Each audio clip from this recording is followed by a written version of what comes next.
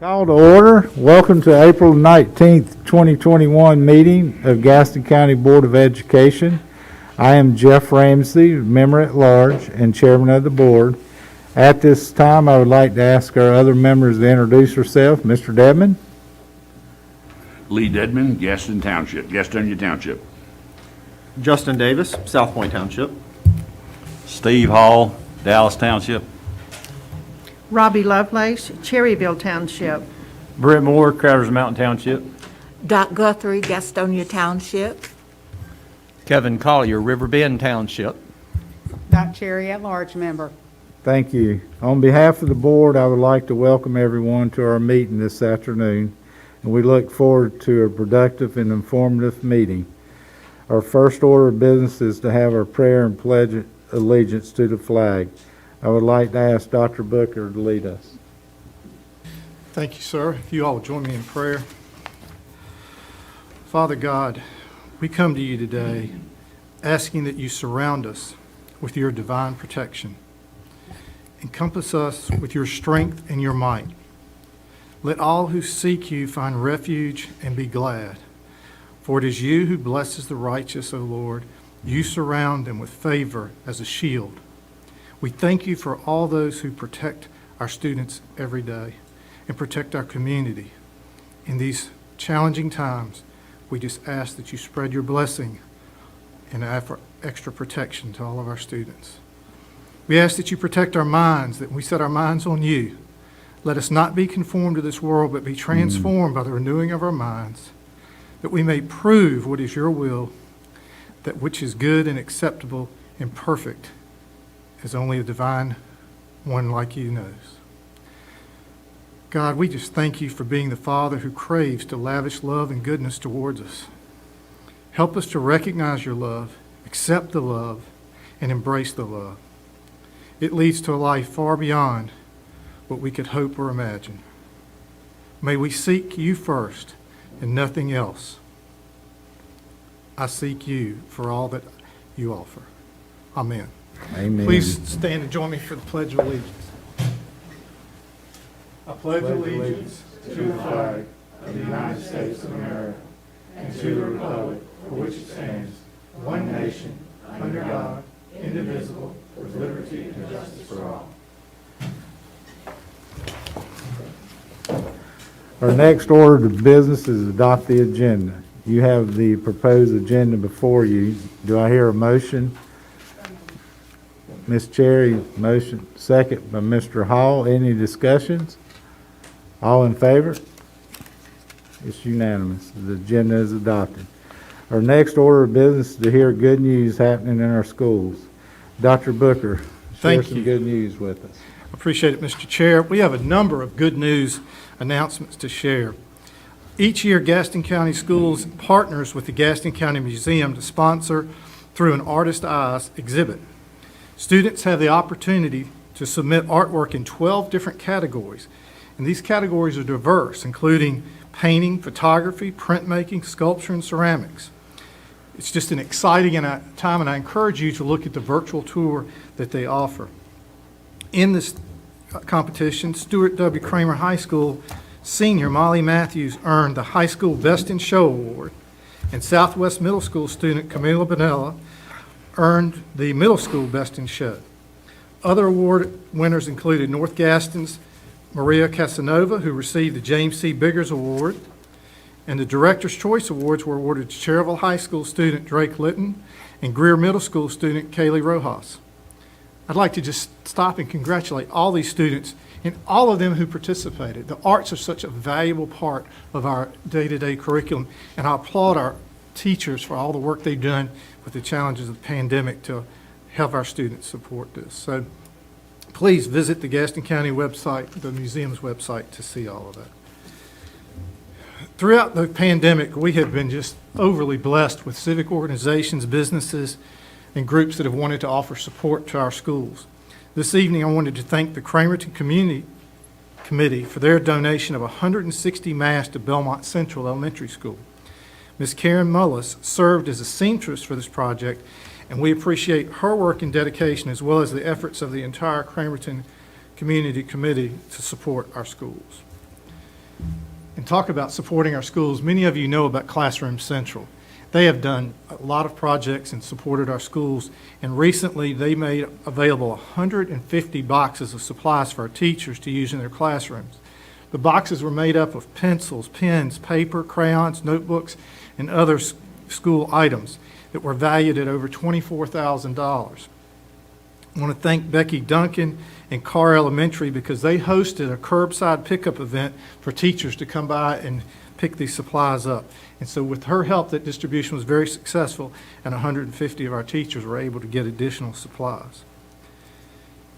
You all know that we try to grow our CTE program all the time, and we did not let the pandemic stop some of the great programs, Career Manufacturing Expo being one of them.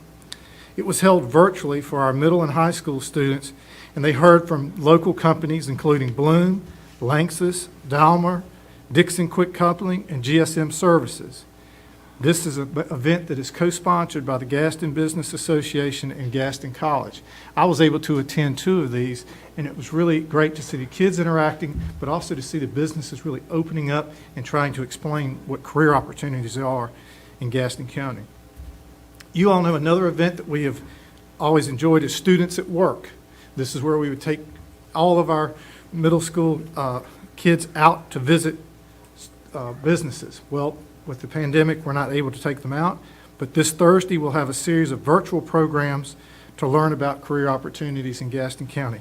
So Mr. Buchanan and his team continue to try and adapt to these challenging times, and we just appreciate the effort of our career technical team to plan virtual events like this and to keep pushing future careers that are located here in Gaston County and keep our talent here at home. So I wanted to thank all that have helped with that. Many of you might recall that we recognized Foster Rouse from Forest View High School a few months ago because he, as part of his Eagle Scout project, had adapted toys for children with special needs and donated them to our EC department. Tonight, he is receiving his Eagle Scout of Honor in a ceremony. And unfortunately, we're all here, and so we're not able to attend it, but I wanted to let you all know he did complete all of his Eagle Scout requirements, and we just appreciate him sharing his talents with us. And then finally, just to conclude our good news with a few quick ones for you, I want to congratulate James Dover, a Belmont Middle School student who won the Gaston Gazette Spelling Bee, and he will represent us in the Scripps National Spelling Bee. And at W.A. Best Elementary, media specialist Julie Shatterly and 5th grade student Mahal Patel were featured in the March 20, 2021 edition of the School Library Journal, which is a neat recognition for the whole district. And we want to congratulate Molly Matthews and Tristan Noguera of Stuart W. Kramer High School, who were selected for the Bloomy Awards program. And that is a great honor to receive, and again, in this challenging time. Both were recognized as Best Actor and Actress, respectively. And then finally, I wanted to recognize Joseph Norris of Highland School of Technology. He was accepted to participate in both the United States Naval Academy and the United States Air Force summer seminars, and they'll both be virtual.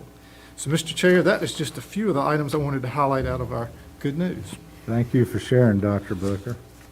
The next item on our agenda allows the opportunity for public expression. This is a time when the board will hear comments from citizens about matters of public concerns related to the school system. We do have several individuals who sign up to be heard. Our board sets aside the first 30 minutes of our regular monthly meeting for citizens to address the board.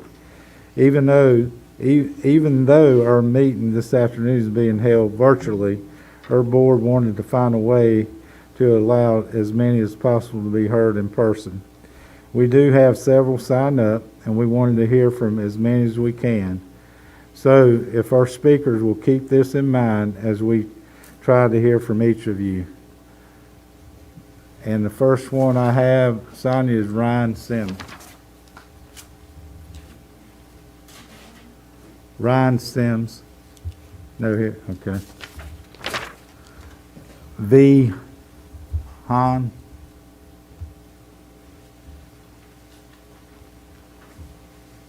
Hello. I'm a senior at South Point High School, and I'm here to speak on the issue of retiring the Red Raider. I'm extremely concerned about the harmful ideas kept alive and normalized by such a mascot and its effects on students as well as administrators and other community members. The mascot is a caricature of a Native American person with exaggerated features and stereotypical images that do not accurately or respectfully represent Native American people and culture. I worry that the continued use of this mascot has perpetuated and will continue to perpetuate an idea that boiling down other people's heritage to racist mascots and stereotypes is okay, and will continue to contribute to the racism and injustice that Native Americans as well as other people of color face. If this wasn't important, we would not be here. I'm not lying or exaggerating when I say that this mascot negatively affects our community in so many ways. It affects our image as a school and as a county. It affects the self-esteem of our students, especially our students of color. It affects how we as a community address race, inclusion, and tolerance. Ignorant and outdated stereotypes have no place in an educational institution. If we are looking to preserve Native American heritage and to honor them, we can start by fighting negative stereotypes and educating ourselves by listening. So many organizations have spoken out directly, stating that Native American mascots are harmful to Native American people, such as the NCAI, the North Carolina Commission of Indian Affairs, the Metrolina Native American Association, and so many others. You're going to hear this over and over again. This mascot is not okay, and it's not going to get any more okay the longer it sits.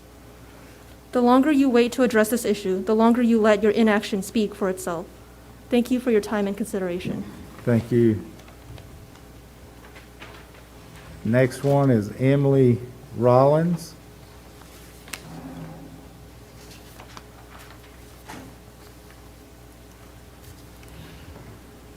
Hi there, my name is Emily Rollins and I'm a senior in Gaston County. Although I do not go to South Point High School, I believe this provides me a unique outside perspective to this topic. And when I see opposition to changing the mascot by the members of Gaston County, one word comes to mind: embarrassing. The American Psychological Association stated this about Native American mascots: these mascots are teaching stereotypical, misleading, and too often insulting images of American Indians. These mascots have particularly harmful effects on the social identity, development, and self-esteem of American Indian young people. After hearing this and all the other statistics and testimonials over the past year, how can you ignore it? Does this county not have the best interest in mind for the students and youth? A school is supposed to be a safe, inclusive space for all people of different cultures, genders, races, religions, and sexual preferences. South Point's mascot does not honor Native Americans. Rather, the name and the symbol are filled with harmful and derogatory stereotypes. If students are speaking out about the Red Raiders mascot, there should be no debate on whether it is changed. I will close off with this. Right now, we might seem like powerless teenagers, but we are going to grow up, and we will have to determine where we want to live. Personally, I will not want to economically contribute to a county I am not proud to call home. I will not want to contribute to a county that does not respect the voices of the minorities on which their land is founded on. I will not want to contribute tax dollars to a school that has a blatantly racist symbol plastered on the helmet. I will not want to start a career in a county that does not listen to the outcry of the people, no matter the age. At this moment, your inaction is unquestionably speaking for you. Thank you for your time. Thank you. Next one is Tolerance Jenkins.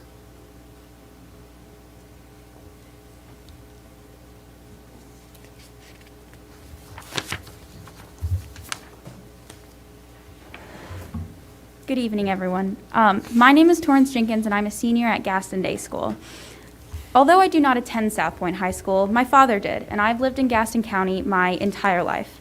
I love this community, and I am proud of so many aspects of it, but that does not mean it's without flaws. One of the most jarring being the outdated mascot of South Point High School, the Red Raider. I am all for school pride. I love attending my school's basketball games and dressing out for Spirit Week, but racism should not be included in any part of that atmosphere. Having an offensive caricature of Indigenous people as a mascot is completely unacceptable. Countless Native people have come forward saying they are not honored by such imagery. Yet non-Indigenous people of our community still maintain this stance. What gives? Should we not want to build a community of acceptance and love? Do we not want to teach our children the values of respect and listening to others? I should not have to come here today before you all to beg you to change this. I should be out with my friends, enjoying the last weeks of my senior year, but instead I am here trying to explain why we as a community should care about others. This is not about school pride or tradition or any other excuses I've heard. This is about listening and changing. This is about respect for Indigenous people. My father graduated from South Point a little over 30 years ago. He loved his time there. He is still fond of his alma mater. And when he heard where I was going today, he was a little bit defensive at first. But after listening and doing his own research, he came to support this movement as well, because he understands that this movement is not against South Point. It's not against the people there. It's for making the community more welcoming and respectful for all of its members. And is that not what we should strive for? Thus, I implore you to not only hear us today, but to listen and take action, because if you do, this community will be better for it. Thank you so much for your time. Thank you. Lena Ware.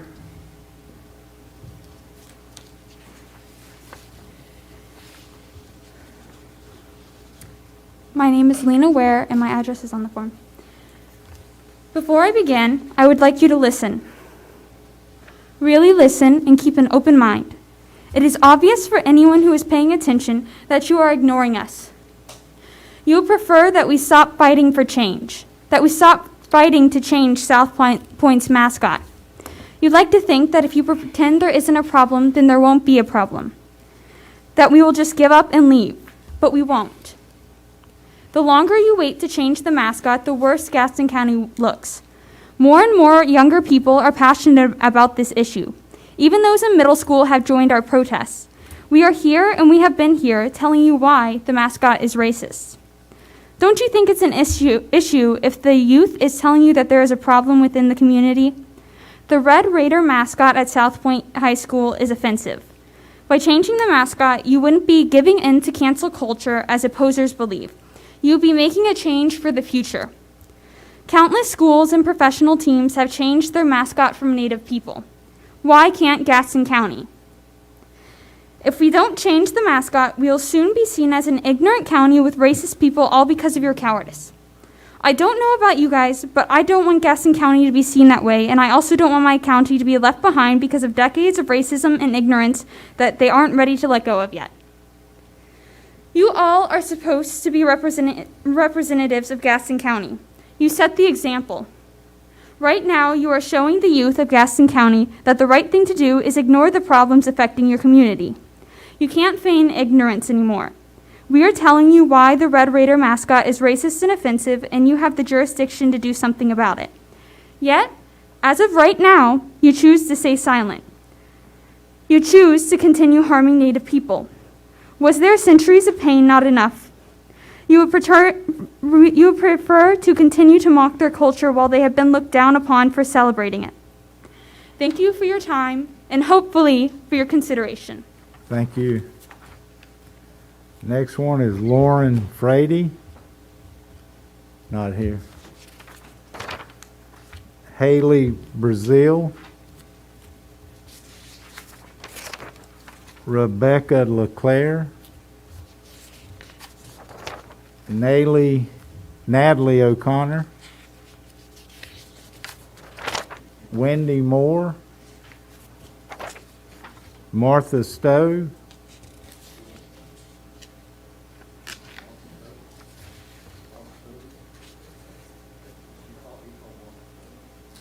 Martha Stowe.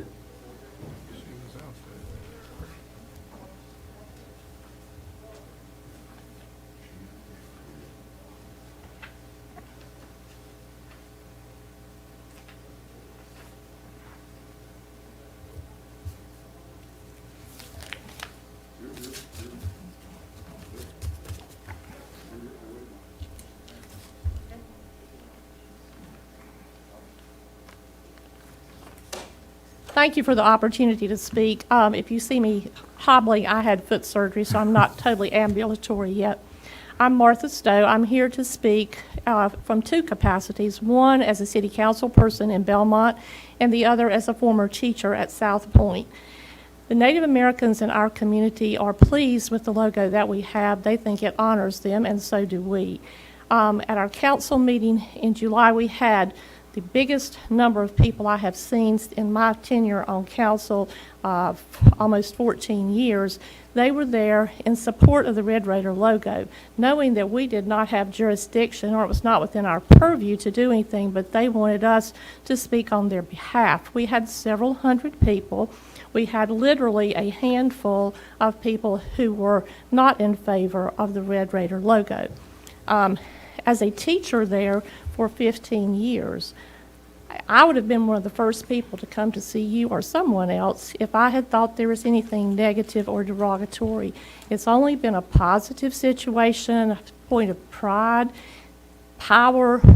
It was something wonderful. When you look at the situation we're in now, we have two people from out of the area who have chosen to make something negative out of something positive.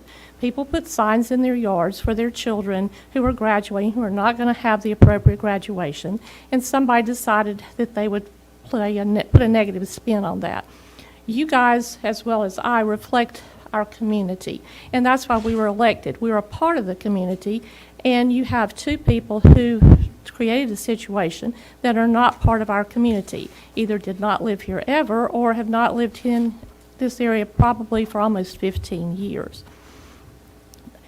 Also, you need to know that when there was a situation that needed to be spoken about with regard to our school and community at a commissioners meeting at noon, that was a special meeting, our administrators at South Point had me come. So I'm not afraid to speak because I think this is important. I don't think that we should have people dictating to us out of the area as to what we should be doing with our logo. It's a positive situation. It's something that people take pride in. And so I would like for us and you guys not to have to continue to hear about this because I think that we're making something out of something totally unnecessary.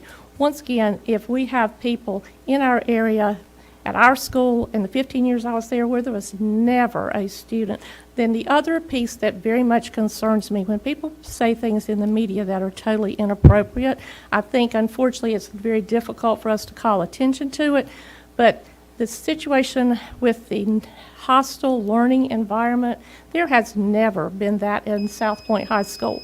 Thank you for listening. All right. Thank you, Ms. Stowe. Next one is Dr. David Locke.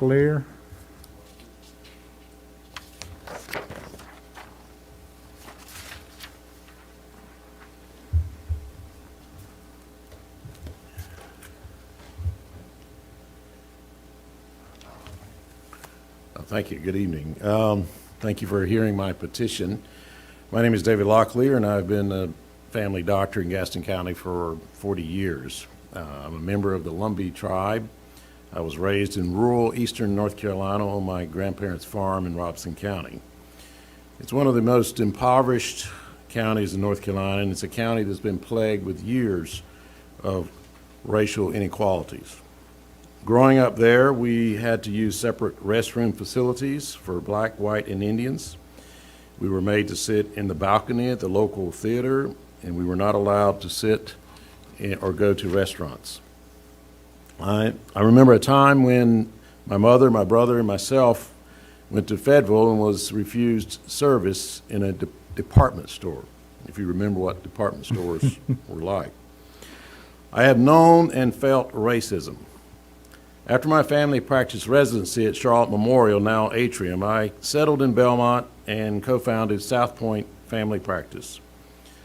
Our office has always supported the Booster Club and has had a team physician on the sidelines and the fields for over 35 years.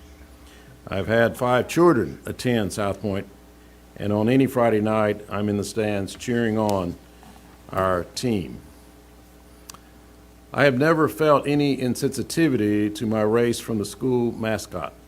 The mascot is a symbol of pride, strength, and fierce competition, on and off the field.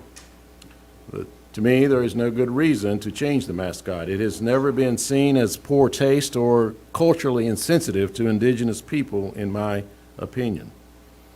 These are difficult times for our country and our county. Our focus should be on getting our students back to school and giving our teachers the support they need, which you guys are doing.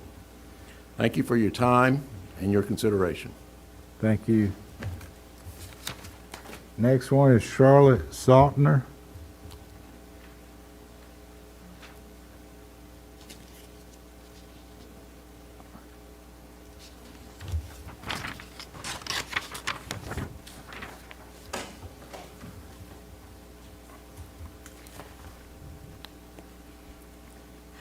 My name is Charlotte Saltner.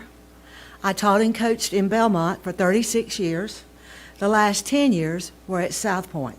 So I am a Red Raider. When I say that, I say it with honor. I am saying that's who I am.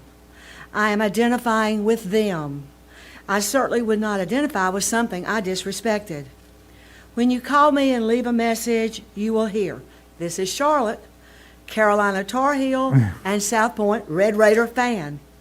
At the end, you will hear, "Go Red Raiders and go Heels." If you look at my license tag, it says UNC and SP, #1. So I am diehard. But let's have a short history lesson from this former history teacher. Did you know that the Saginaw Chippewa Indians are the mascot for Central Michigan University? Every year, their public relations director addresses every freshman to be a Chippewa about what it means to be a Chippewa, about their proud, competitive nature. He says it's not about the war paint and the fake feathers. It's about honoring the triumph of these resilient, competitive people. When we go out there and compete, we are Chippewas, and we're fighting like a Chippewa, fighting to win. Just like when a Red Raider goes out on their field or play, he or she is fighting to win like a Red Raider, not out of disrespect, but out of honor. The last football game of this season was against the Chase Chargers. South Point got behind early, 14-0, but they demonstrated the resilience and competitiveness that being talked about with the Chippewa Indians. They came back and won. But they finished the game even better than that. Those with the opposite point of view concerning our mascot say we don't respect, honor, or care for others. I got called a white supremacist and a racist at our ball game 2 weeks ago, our home football game. But I strongly disagree with that. I'm sure you saw this picture, all of you, in the Gazette. And I'm sure you've seen it online. This shows otherwise. Let me show the other two, because you need to see the beginning and the end. This was the beginning when one of our players, a South Point Red Raider, and then once up, this was the end. This is what it means to be a Red Raider. Playing the game, it was intended to be played, and representing ourselves and the Red Raider mascot with honor and sportsmanship. These show the exact opposite of what is being said, that our mascot is detrimental and shows respect to Native American, disrespect If to Native. you can, just wrap it up. I got one Okay. sentence. And shows disrespect to Native Americans. Rather, our mascot represents the strength and honor of Native Americans. Thank you. Thank you. And go Raiders. And Jason Runfeld.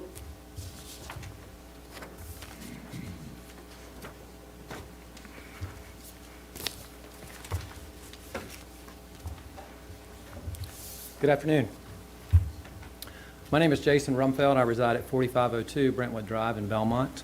I'm here today as a South Point graduate and former student athlete, representing the Belmont and South Point community, which, as you've heard here this afternoon, is overwhelmingly in support of our team name and logo, the Red Raider. None of us wanted to be here today because we recognize and appreciate that you all have much more critical priorities to deal with right now as we try to get schools reopened.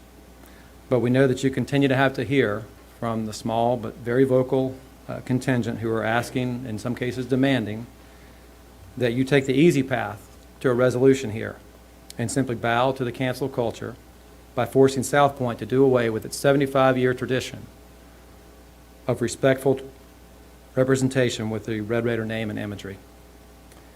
And so we wanted to ensure that you knew that there is for certain another side to this debate. We also wanted to inform you again that we will be making a very thorough and substantive announcement on this topic in the coming weeks. We think you'll be pleased with this announcement and look forward to working with you on a resolution for this matter once and for all. Thank you. Thank you. Thank you for your comments and your continued concern for Gaston County schools. Although the board does not typically respond during the period for public comments, we do want to hear from the public and direct our staff to work on those issues that need to be addressed. Thank you for your comments. The next item on the agenda is approval and correction of the minutes on March the 15th. I need a motion to approve. Steve Hall, motion, second by Mr. Moore. Any discussion? All in favor? It's unanimous. The next item on the agenda is from our superintendent, the COVID-19 update. Dr. Booker. Thank you, Mr. Chair, members of the board. As you all know, last week we returned to some form of normalcy. Both cohorts A and B returned to school. With that said, it had its challenges. Our health and safety procedures are all still in place, which includes temperature checks, health screenings, masks, social distancing when possible, and that's what I want to focus on today. You've read in the paper of many districts saying they're not doing this. We have maintained the same protocols in April that we had in August when you all made the decision to allow our students to come back in Plan B. We believe that's important, and in working with the health department, we believe it's important. But we all acknowledge that the social distancing would be where we would have to compromise. We have classrooms that have 25, 28 students in them, and it's not possible to be 6 feet apart. Because of that, it causes challenges when we have a potential COVID exposure. So last week, we had a number of schools that historically had not had many quarantine situations have some situations. We had over 20 students at one school, 14 in another school, 7 at another school. And you all knew that, but I just thought it was worthy to pause and say, nothing changed except that social distancing, which meant the circle, which is a sphere of influence, had more people in the circle. And so we've worked on it. But while we could focus on all that, and there have been articles written about increase of this and that, what I want to focus on is what our teachers have said to me. And I wanted to share a comment that one sent to me that said, the first day, students seemed a little nervous, trying to adjust to what school would now be like.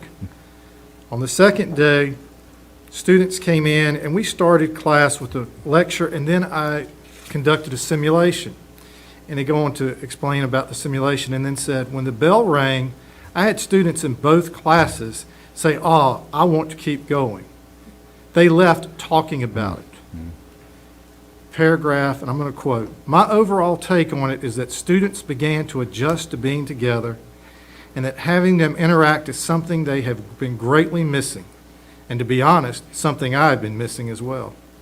Many of these students have known each other since kindergarten, and I think even I underestimated how much the comfort of being together has helped them get back into school. I could almost feel a great fog of stress and uncertainty lift off of them by Tuesday. I look forward to seeing how it continues to improve. So I want to thank all of the teachers that have worked like this teacher to welcome our students and to bring them back together, and let you know that this district is working very hard to finish the school year out in a positive way, and I just applaud all the work that our administrators, teachers, and our parents have done to support this, because we've had to call parents, they've dropped children off at 8:30, and we've had to call them at 9:30 to say, based on tracing, contact tracing we've done, we need you to come get your child because of a risk. And they do it with little to no complaining. And I just appreciate what this community has done to allow us to get close to some form of normalcy as we complete this year. Mr. Chair, that's my report on COVID-19. Thank you, Dr. Booker. Mr. Chair, I have Yes. a question, please. Yes, ma'am.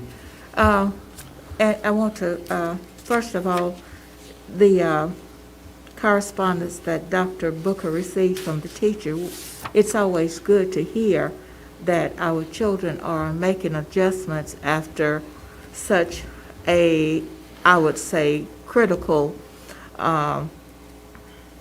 space in their lifelong learning plan.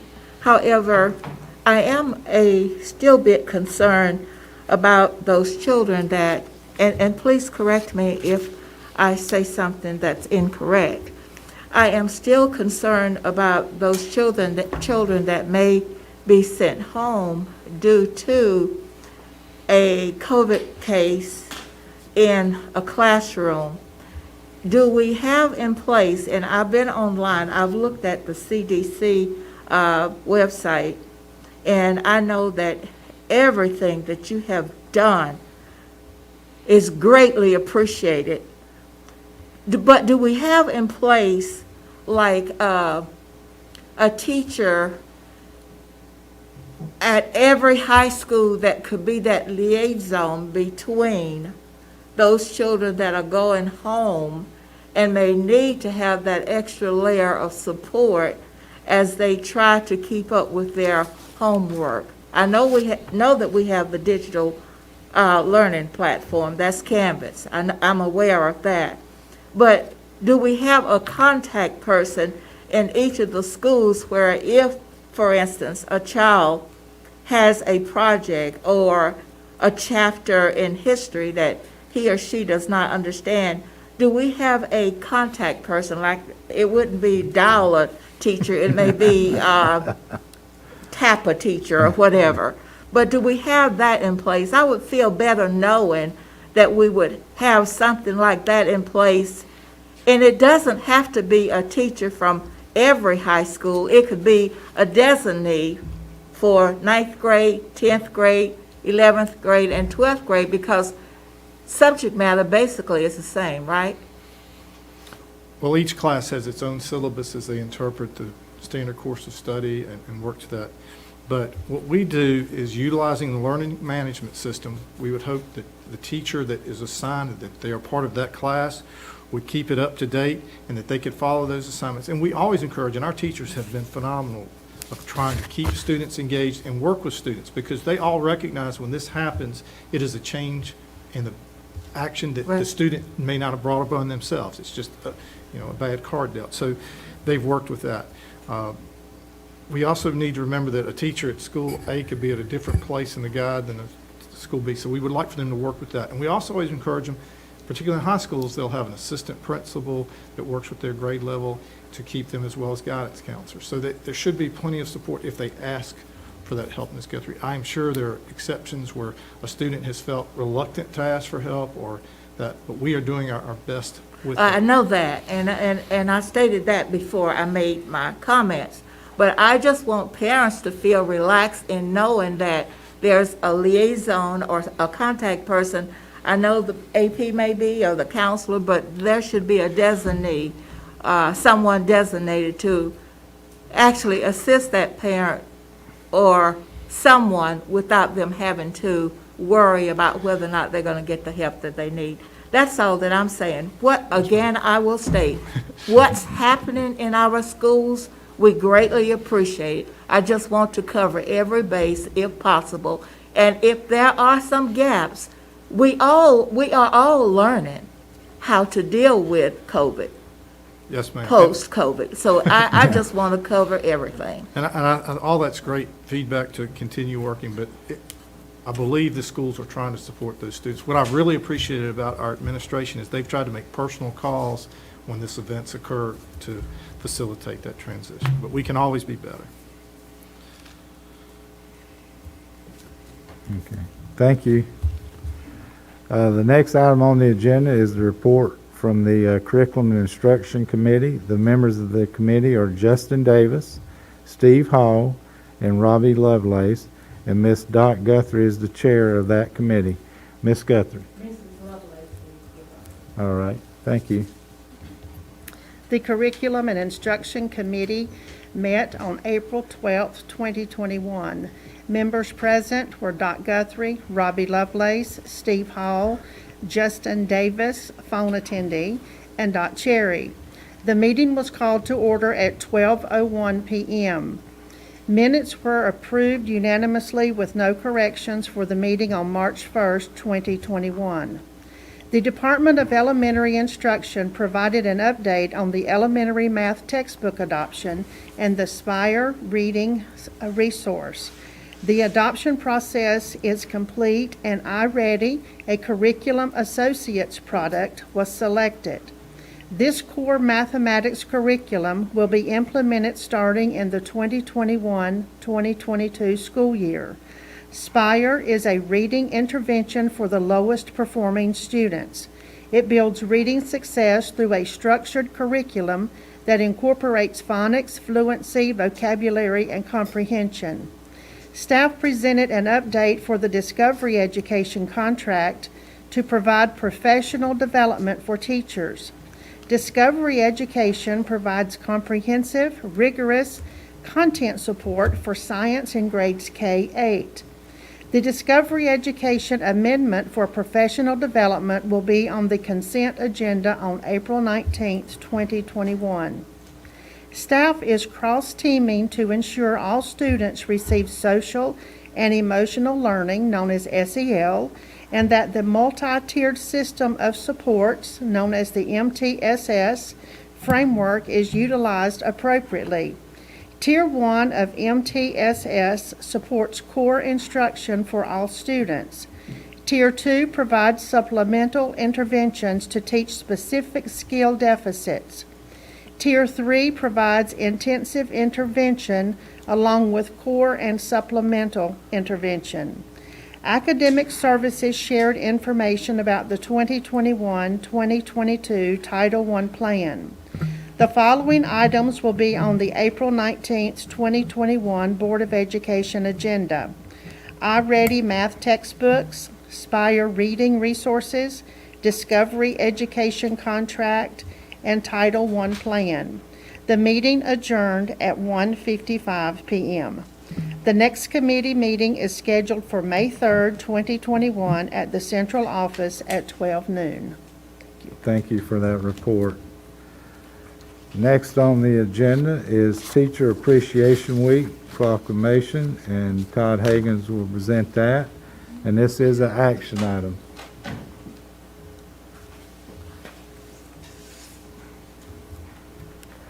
Good evening. It is a pleasure to present the Teacher Appreciation Week proclamation for Gaston County Schools. At this time, I would like to read the proclamation.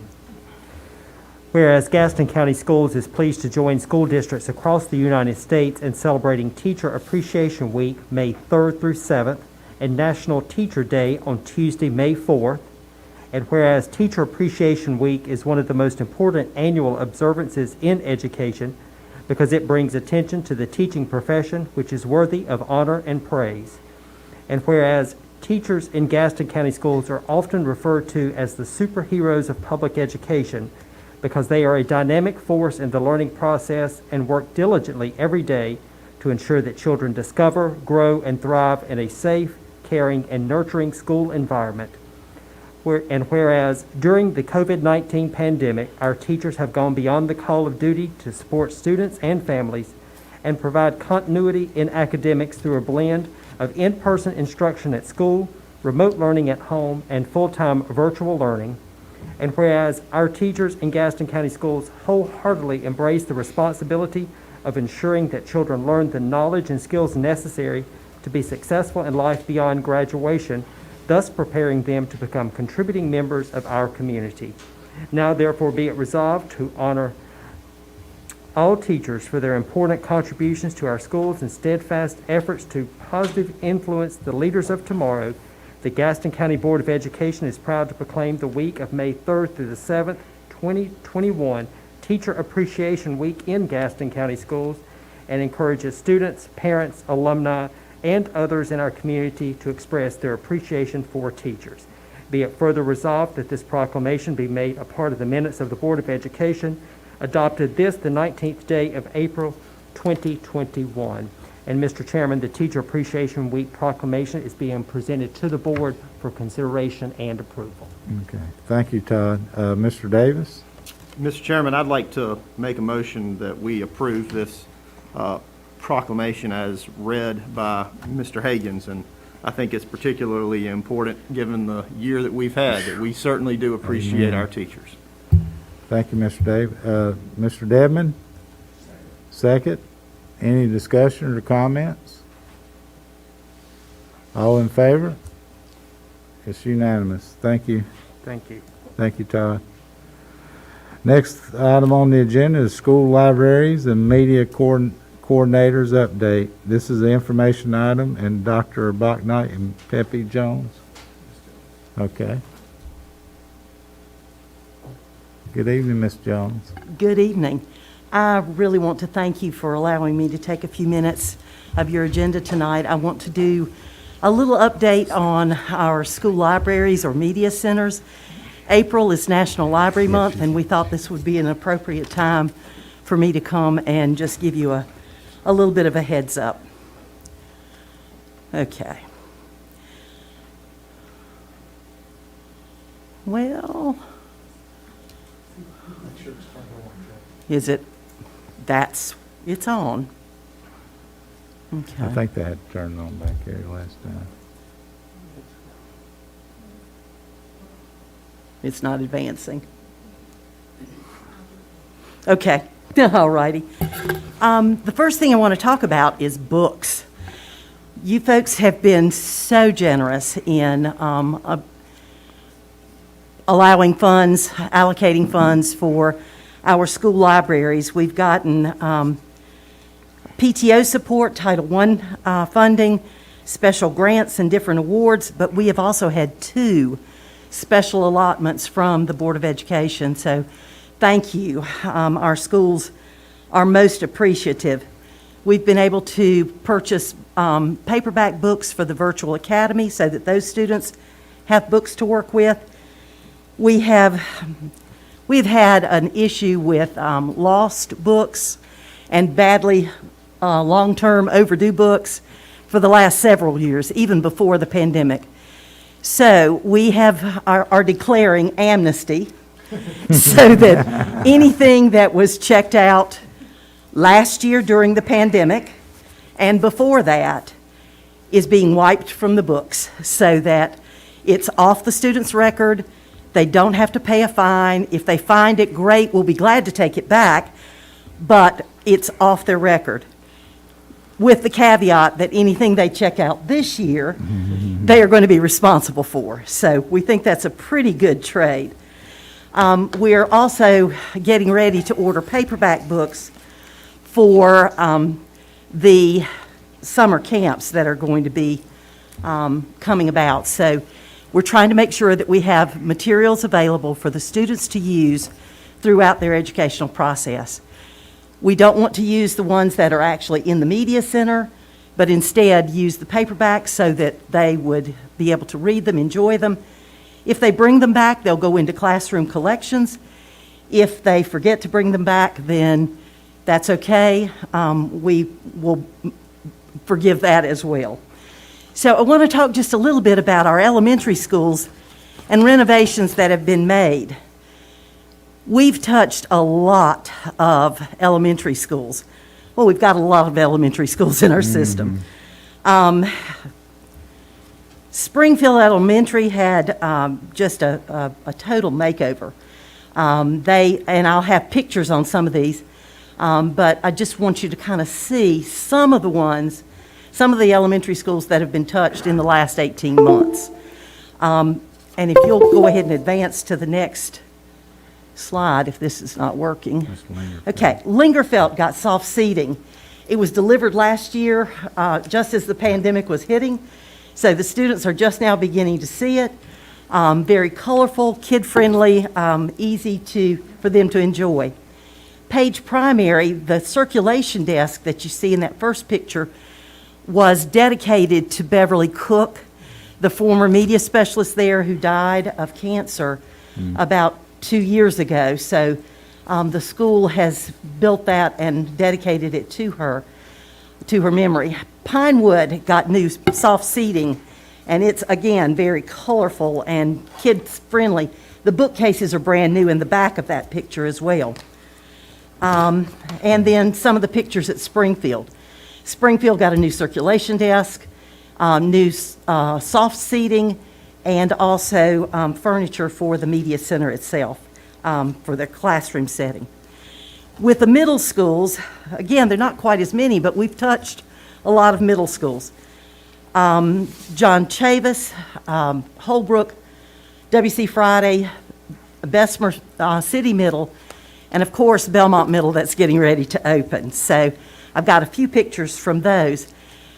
These pictures of Belmont Middle were taken well before this, so there have been a lot of changes, but I wanted you to see the skylight and the circulation desk. At Bessemer Middle, they have received new soft seating, and they've gotten a lot of new books as a result of various funding sources. Holbrook has gotten makerspace furniture and the soft seating that they're beginning to use. And at W.C. Friday, I've got the color swatches of what they're getting ready to do for their soft seating and flexible seating with tables and chairs. They also got makerspace and bookcases, the bookcases in the other one. At the high school level, there aren't as many high schools, but their need is great. So just recently, Ashbrook High School was remodeled with soft seating, with their makerspace room, and all kinds of new books. East Gaston got tables and chairs. Highland Tech just did a revision, and South Point is, right now, the room is empty with the exception of the new shelving and the circulation desk, because we're getting ready to reload the shelves. And at Ashbrook, I noticed the picture at the top, the barcodes for the books, instead of being on the back of the book, Mr. Collins, the media specialist, has devised a special label so that he can do inventory by scanning the books. It is ingenious. We got 2 different major vendors to accept his idea, and they're running with it. So, I mean, it's genius. And then some of the other things that are also there at Ashbrook High School. Highland School of Technology is beautiful. They have just redone their media spaces, and if you have not had an opportunity to go, please go visit any of these places, Highland as well. They just look new and inviting, and they're being used as we speak. Here's South Point, the last picture that when I was there selecting colors for their soft seating. They're going to do basically white tables with the black trim, and then a nod to their school colors with the red and black for their chairs and so forth. So it's really going to be something special. We just announced our Media Specialist of the Year. That's Sarah Putnam at Bessemer City Primary. She has been there for a number of years, but those kids absolutely love her. We videotaped, Dr. Connolly helped with the surprise, and it was a lot of fun to see the kids interact with her. She, as well as the other 53 of our media specialists, are just superb. So I'm extremely proud of all of them. They've embraced the technology. They've tried to make sure that they're taking care of the Chromebooks and SysOp responsibilities and quarantining books and circulating books and ordering new books and all of those good things. We've got a lot of very positive things going on in our media centers, and we thank you for your support and for the opportunity to speak with you tonight. Thank you. Thank you, Ms. Jones.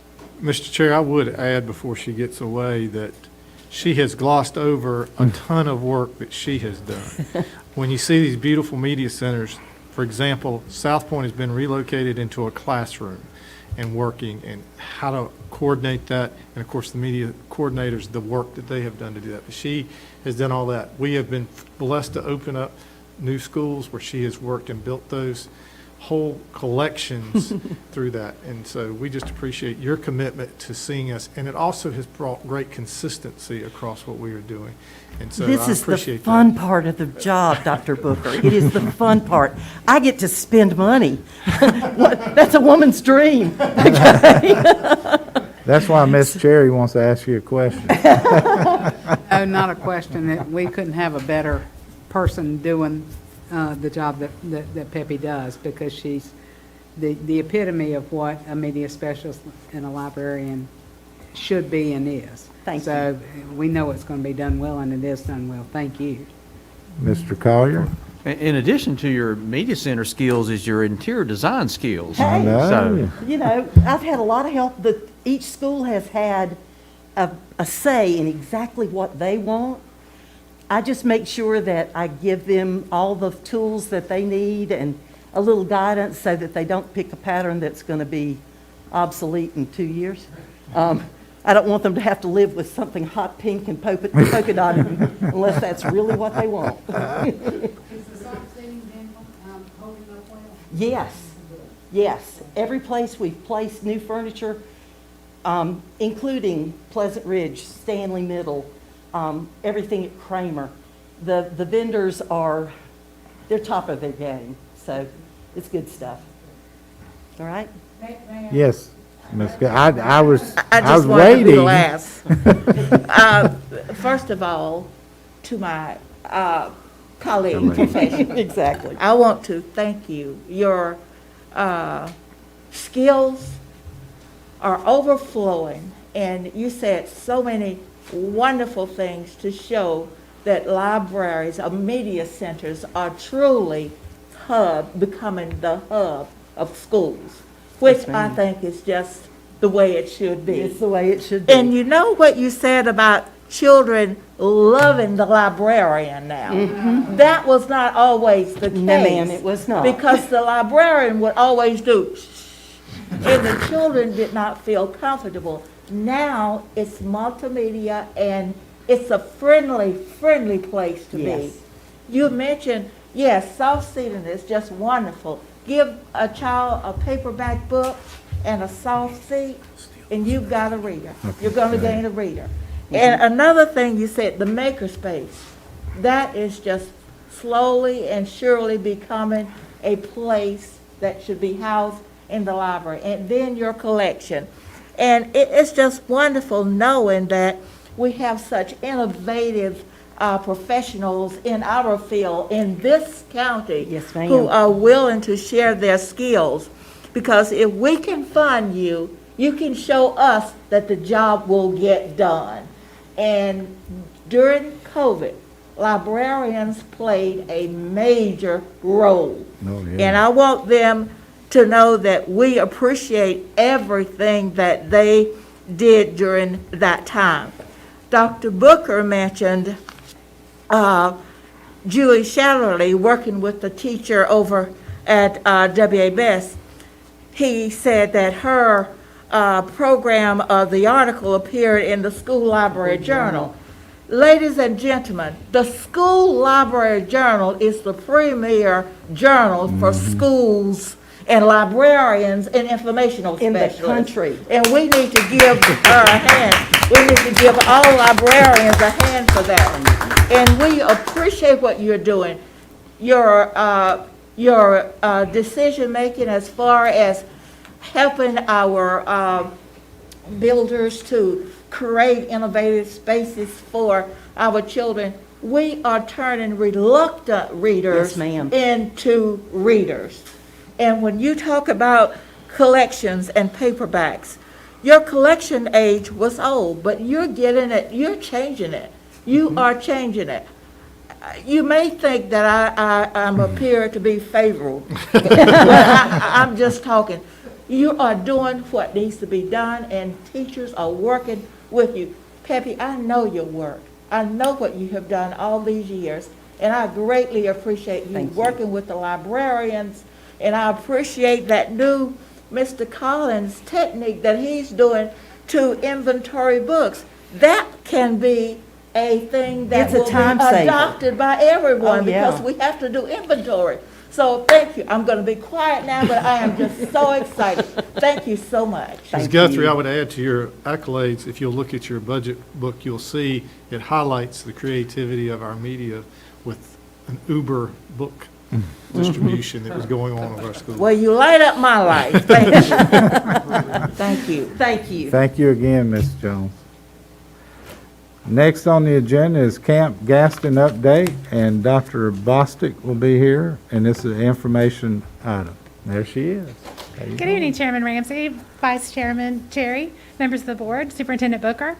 Tonight, I am representing several members of the academic services staff as I bring you an update on our plans for Camp Gaston this summer. We are very excited to be holding this K-12 camp that will include information that I'm about to share with you that just recently came out in the legislation, as well as something to offer many other students so that we have something for everyone at our camp this summer. So first, a few highlights for the recently passed Senate Bill 82. It indicates that each school district must establish a learning recovery and enrichment program to mitigate the impacts of COVID-19 on at-risk students. A few of the highlights and requirements from this legislation include the need to identify at-risk students and the need to offer 150 hours of instruction or 30 days of instruction to our students. Students in grades K through 8 will be identified as at risk using North Carolina check-in data, end-of-year diagnostic data that we obtain through using iReady, as well as EOG data. Students in high school will be identified as at risk using 8th grade EOG data, end-of-year diagnostic data, again from iReady, and as well as failed courses for any students, and our upper level students will also be identified using their EOC course grades. Students that are identified as at risk will receive a letter from their school specifically inviting them to the summer camp. To meet the hour or day requirements of this legislation, K-8 camps will run for 6 weeks, Monday through Thursday, for 6.5 hours of instructional time, totaling 156 hours over the entire camp. And the camps for grades 9 through 12 will run a total of 8 weeks, Monday through Thursday, for a total of 32 days. In addition, the House bill indicated that we must make sure that we are communicating this information out. And so we will be mailing a brochure, and I will show you some images of that in just a moment. We will also do lots of Connect Ed messages. We have created a Gaston Camp webpage that we will show you this evening as well. Our schools levels will also be posting information on their social media outlets as well as on their web pages and Connect Ed messages out to families, as well as the letters inviting specific students, as I indicated earlier, to make sure that we get a hold of all of our students, that they know about these opportunities, and we especially engage those at-risk students. These are images of the brochure that we are mailing. It is being printed as we speak, and so you can see it highlights the camps that are available at elementary, middle, high school, CTE, academically gifted, and our exceptional children. The Camp Gaston website that is also being created mirrors very much the information that is available in the brochure. And so each section is laid out there that goes through the brochure will include a letter from our superintendent that is also included on the website. If we would like to look at the elementary camps as an example, we can click on that link and it will show us what camps are available elementary. If you scroll down toward the bottom, each section looks like this. Again, it mirrors exactly what's in the brochure that's being mailed home, but it talks about the dates, the times, the locations, and what is available at each camp. So families may go through this entire website or the brochure that they will receive in the mail to get all of the information that they need. And back on the home page is also a place you will see how to register listed there.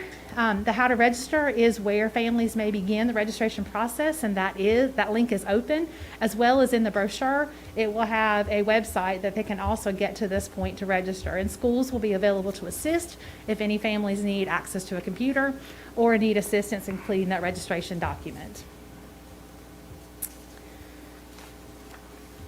We will have 8 camp locations for our elementary, and those camp locations are listed: Brookside, Gardner Park, Lingerfelt, North Belmont, Pleasant Ridge, Sadler, Springfield, and Tryon. And our goal at each of these sites for our camps, especially those working with the at-risk students, is to have about a 1-to-15 ratio. And so far, elementary has had 89 teachers expressed an interest, which gives us a capacity of a little over 1,000 students. We are getting ready to send out more information to teachers again this week to try to capture more of that interest and have our principals as well as our hired site coordinators start recruiting teachers. But it's very good for a first try at that. Our middle school camps will be held at Greer, Mount Holly, and WC Friday. And again, we would like to have that 1-to-15 student ratio, especially in for those at-risk camps for math and reading. And so far, we have had about 35 teachers express an interest, which will allow us to accommodate 525 students to this point. So we do anticipate that we will recruit more of an interest, especially once we start getting some of the pay and incentives and things like that out there. Our high school locations will be at Ashbrook and North Gaston. And high school is looking to try to keep a ratio of 1-to-20, especially for those 9th grade, where we're trying to really capture the 9th grade and provide support for those incoming 9th graders for math and reading. So far, we've had about 70 teachers express an interest in working with those, which gives us a capacity of about 1,400 students already at this point. A couple other camps to note: AIG is indicating that they will need 118 teachers for all 3 levels, and they have 46 of those secured already. And CTE has had 25 teachers express an interest so far, which gives them a capacity of being able to reach about 2,500 students. And every site will have at least 1 EC and 1 ESL teacher at those sites as well. Some important dates to note: part of the legislation talked about teachers and their early commitment, and so we will be looking, as we get the information out to teachers to recruit them, getting an early commitment from them by April the 30th, so we can go ahead and make sure that we have plenty of teachers secured. And the student registration deadline will be May the 14th. And that is some of our updates for Camp Gaston. Any comments or questions for Dr. Bostic? Okay. Mr. Chair? Yes. I don't have a question, but I just have a short comment. It's wonderful. You have covered just every area of concern maybe that parents would have, and you have, from what you're sharing about teachers, you're getting the teachers that you need as well. I also like the idea of having 1 EC teacher and 1 ESL teacher at each of the sites. So I think you have covered every ground well. So thank you so much for that comprehensive approach to our summer camps. And just as Dr. Baltnight had stated previously, camp makes it sound like fun rather than we're going to summer school to catch up with the video, so it's wonderful. Thank you so much. Yes, ma'am. All right. Thank you, Dr. Bostic. Thank you all. Next item on the agenda is EOG and EOC Summer School, and this is an action item.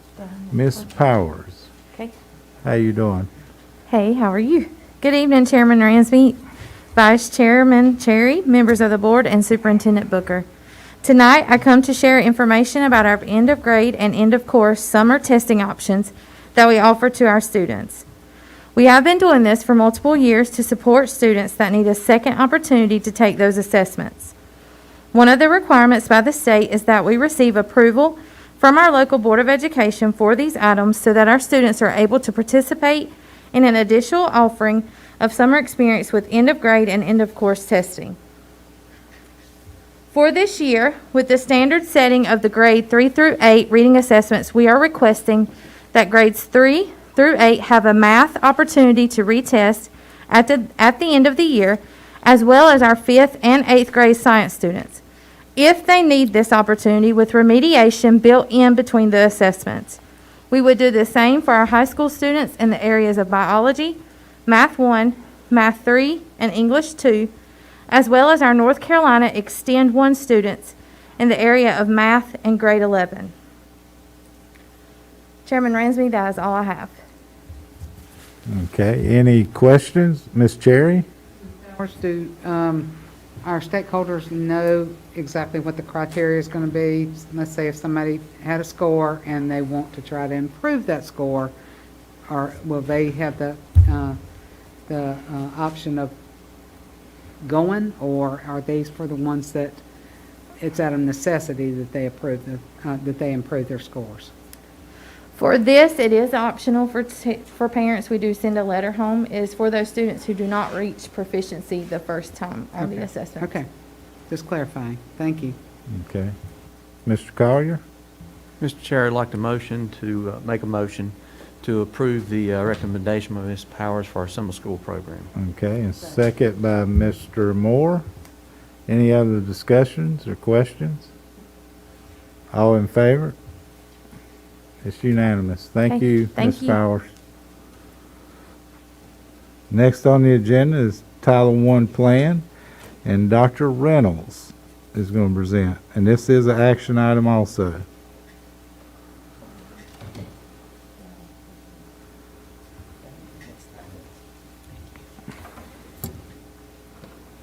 Good evening, Board Chair, Vice Chair, board members, as well as Dr. Booker.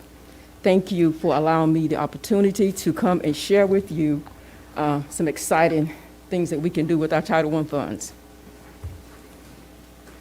First of all, our Title I funding is a threshold of eligibility for Title I for elementary schools of 40%. That means they have to at least be at 40% when you're looking at the free and reduced poverty level. Middle school is 75%.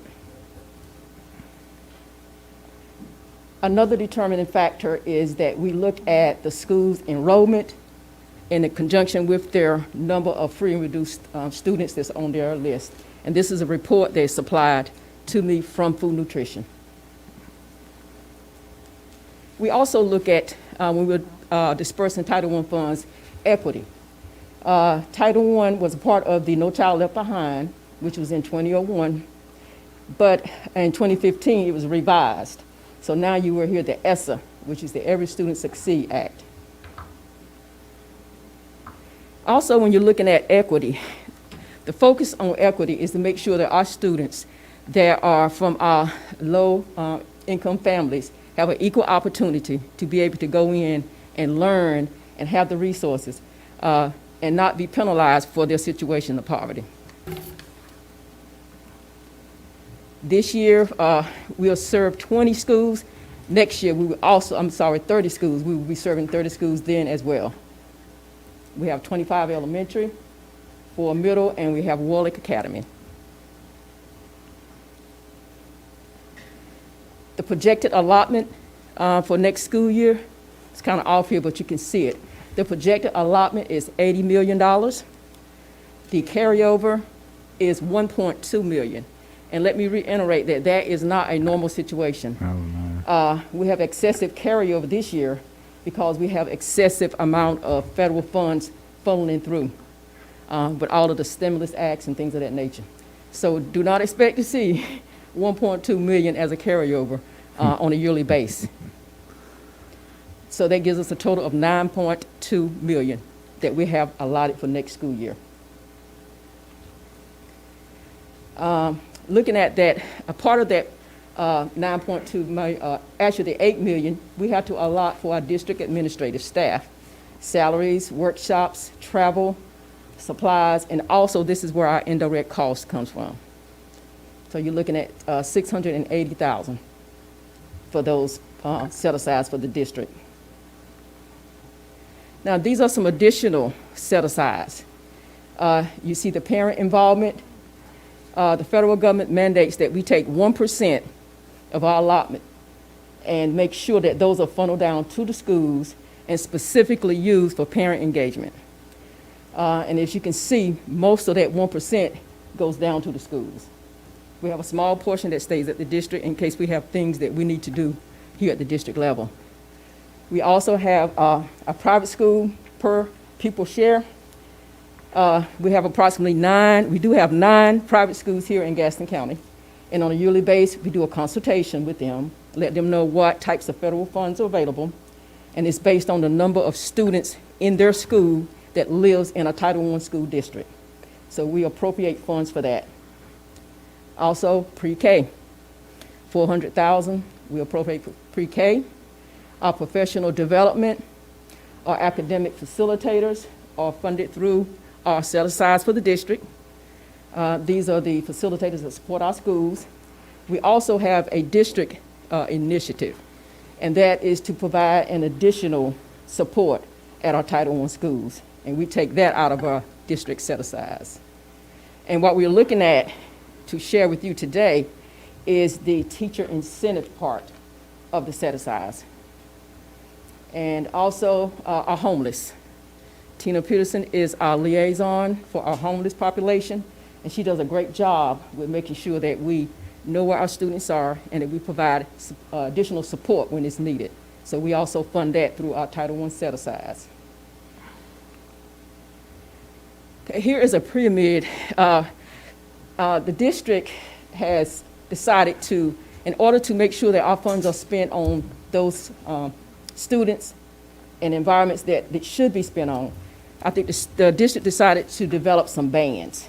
There are poverty bands. And what this does, it allows us, first of all, to put the majority of the funds at our most needy schools, bottom line. So if you notice on the 2018-19 Band 1, we serve students that range between 100 to 80% of poverty on the poverty level, and that's what's given to us through food nutrition. They receive $425.65, if I'm looking at that right. If you look over on the opposite side, on 21-22, we're looking at still providing $425.60, but look at the percentage. We're going to serve more children at the top poverty level, okay? And that's the goal. And you move on down to the next band, which is Band 2. The students in 18-19, if they rank between 79 and 59, if I'm reading that correctly, they received $406.50. Opposite side, they received a little bit less, but keep in mind that you've already served a big portion of those poverty schools at the very top, getting the maximum amount of dollars. Then it goes down to the bottom, where schools that were 50 to 40%, and remember 40% is the threshold. So schools that does not have at least a 40% are not eligible for Title I. And then they are still receiving a portion of those funds. Okay, here you will see, these are our top, our highest poverty ranked schools. And if you see the percentages, you're looking at the number of students, for example, Woodhill, the number of students, and we're looking at the free and reduced percentage, which is provided to us through food nutrition, and you're also looking at the allocations. So that $425.60 that you saw will be multiplied by the number of students they have, and their allotment amount will be as you see here, okay? And also remember I mentioned the parent involvement money. That is also pushed down to the schools. So you add that on top of the allotment amount. So you see Woodhill will get $210,000, $656.70, okay? And that is followed through all of the schools. Those are the steps. But these are our highest need schools in our district. Also within the district, we have 2 schools that have had the opportunity to have grants. York Chester received a 5-year grant, school improvement grant, and it was given to them as a competitive grant, and it focuses on the lowest performing schools and to raise high achievement. We want those kids to receive these funds, do some things that are non-traditional, work with the students, give the support, but they received a $1.8 million grant back in 2017. This is their last year of the grant. Okay. Also, you have Warlick. Warlick just received their IPG grant. This is an innovative partnership grant. This was their very first year receiving that grant. $500,000 for 3 years. So that's a $1.5 million grant. So yes, the federal government looks at what the needs are, and they try to make sure that our schools that need these funds have these funds. If you have not been by Warlick, I will suggest that you go by there. You're going to be surprised. They've really put a lot of emphasis on the culture and the environment, because all of our students need the very best culture and environment when they step into the building to learn. Ms. Rice had put extra resources in her Parent Resource Center. Matter of fact, she's named it her Parent Resource Cafe. Yes, but it's totally done from the top to the bottom. So please, if you have a chance to go by there and look at that, she'd be glad to show it to you. Okay, with those two funds, these two schools had the opportunity to look at some teacher incentive indicators. These are some things that they thought about that they can give their staff to help. I mean, they're there on the staff and they're working with students. So what are some things that we can give monetarily? This is approved by the federal government to be able to do this. So if you look at each one of the schools, they both basically had the same indicators. Retention, we know how important it is to have teachers remain at schools, to build that relationship with the students, and to make sure that they feel safe. Also hard staff, attendance, the growth, as well as performance. So this has been done here in the district for quite a few years. Now, what do we want to do? Okay. Remember the $1.2 million that we talked about earlier? Those are carryover funds. What we're looking at is possibly allowing our teachers that are at those high poverty schools to be able to receive some of these teacher incentive funds. So if a teacher remains at their school and they stay to December 2021, they can get an additional $750. Okay? So if they decide, okay, this is good, this is where I want to be, and they remain to the end of the year, they can get an additional $750. Okay? But you got to come back and you got to stay. And if you look with the academics, we don't only want them to show up and be there, we want them to work with our children. Okay? So while you're here, we want you to put forth your very best effort to make sure that our students grow. Okay? You may not control how they came to you, but you can control how they leave you. So make sure that they grow, and that's going to be based on the goals, school improvement teams, and all of that. And then, too, proficiency. At the end of the year, you know, you do your EOGs, or your EOCs or whatnot, did the child reach the proficiency level? If this is done, a teacher can make an additional $4,500 that year. Okay, here's how it will actually look. These are the 8 schools that we talked about earlier.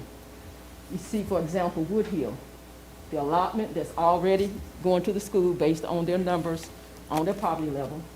Also, the parent involvement that we gave to them based on their numbers. If we was to take the staff at Woodhill this past year, the teachers that was allotted, it would cost us $85,500 to do that whole incentive packet. Okay, that's the max. Now, will everybody make it? Maybe not. But we have to allot enough in case every single teacher makes that, and that's the goal. Okay? And each one of those figures you see under the teacher incentives, that's based on the number of allotted core teachers they have in their building. And at the end of the day, Woodhill will receive $296,156.70 from federal programs to support their staffs. Okay? And of course, the more staff, the more it will cost. But these are our schools that, like I said, rank high in poverty and really low in proficiency. And we just feel like we need to do something different to assist and to help and support our schools here in Gaston County. Okay. Are there any questions? Yes, sir. Yeah, go on, Mr. David. The bonus, that's just for those 8 schools? Yes. It doesn't go to anybody else? No, sir, it's just for the 8. And it's just for the core teachers, the assistants or anybody else, it's just for the teachers only? Yes, sir, that's just for the teachers, those core teachers that are teaching those classes. And we would love to be able to do that. And then, I don't know, maybe some of the schools can do things on their level, but this plan is directly focusing on the core academic teachers. Mr. Collier? Mr. Chair, this is an action item. Yes, sir. Okay, I have a comment, a question, but I'll go ahead and make a motion to adopt this Title I recommendation. Okay. Ms. Guthrie, you second? Okay. Then we can go to question and discussion. I really like the initiatives you put forth, trying to get parents involved. I think these children is so critical to try to get someone to see the value of education in some of the homes. So I love that piece. I like the bonus, but I especially like not just the retention, but as you pointed out, anybody can sit there and do their time and get the bonus. But I like the accountability with the growth and proficiency. I really like that, and the emphasis is there for them to really earn their money and the accountability for them to do the job for those children. I like that. Okay. Mr. Hall, you have a question? Yeah, how many schools do we have on Title I plan? We have 30 schools total. Thank you. Chair. Yes, Ms. Guthrie. I just want to say, Dr. Reynolds, that you got to want to be in a school to teach and to work with those children. This was an experience that I had just last week. I was outside just working in my yard, and a lady passed by and she began to talk, and she talked about Worley. The school social worker was proud to be there at Worley. So you've got to want to be where you are. If you want to be there, then you can make that difference, and accountability is in place. So thank you so much. Mr. And you reminded me something, Ms. Guthrie, that she touched on, the culture. And that's the key, is the culture that you're building in that school, and that is so vital, that not just the teachers and the social workers that are there working, but the children buy into that too. So, yeah, absolutely. Any other questions or comments before we take a vote? We have a motion on the floor, Mr. Coward, and a second by Ms. Guthrie. All in favor? And it's unanimous. Thank you for your presentation, Dr. Reynolds. Thank you. Thank you. Next on the agenda is academically and intellectual gifted AIG plan. Ms. Price, this is an information item.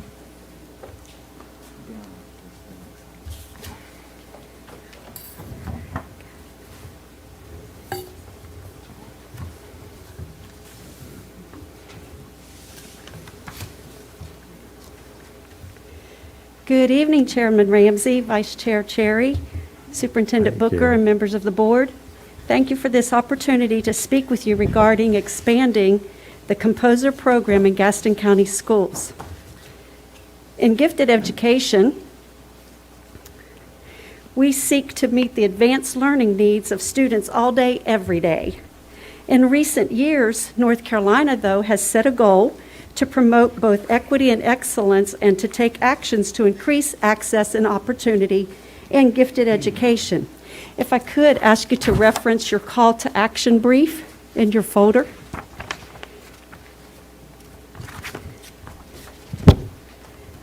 The Equity and Excellence Brief is a call to action to increase access and opportunities to increase achievement and growth for all. The goal is to assure that student racial, ethnic, economic, or other demographic factors do not reduce their likelihood of access and successful participation in our advanced programming. By realizing and looking for equity and excellence in gifted education, schools will help all students reach their full potential. I am proud to share that under the leadership and passion of Dr. Melissa Balknight, our very own Associate Superintendent of Academic Services, Gaston County Schools has been ahead of even our state's call to action with regards to equity and excellence. It's not having multiple hoops to show that students have to jump through to show perfection in everything. Rather, it is about having multiple opportunities for students to demonstrate their potential. We must provide opportunities for every student to show us their strengths and talents and mitigate systematic barriers to access gifted education. Part of realizing this vision at the elementary level was the opening of the Pleasant Ridge Gifted and Talented Academy. While we provide a range of services at every Gaston County school for gifted learners and offer a variety of services in a variety of settings, it is especially evidenced at PRGTA, Pleasant Ridge Gifted Talented Academy. Our mission is to accelerate, extend, and enrich learning opportunities, all while heeding academic, social, emotional, and cognitive needs. At the Academy, we focus on recognizing demonstrated advanced learning needs so that no potential is untapped and no student is overlooked for gifted education. Another point of pride in Gaston County Schools AIG department that highlights this equity and excellence is our Composers Nurturing Program. It is documented that 22% of our students who began in the Composer program later go on to identify as an AIG student by the end of their elementary school time. I'd like you to also reference in your packet the next brief that we've called out, and this is another point of pride for us. In this call to action guidebook, which you may reference there, the state has identified 8 promising practices from districts across the state, and they've been highlighted for each of the 6 critical areas. There was representation from one district per region. We made the cut. I'm pleased and proud that Gaston County Schools is recognized as already making steps towards realizing equity and excellence in gifted education. And it is also further evidenced by our letter from the Department of Public Instruction. You may also reference in your packet.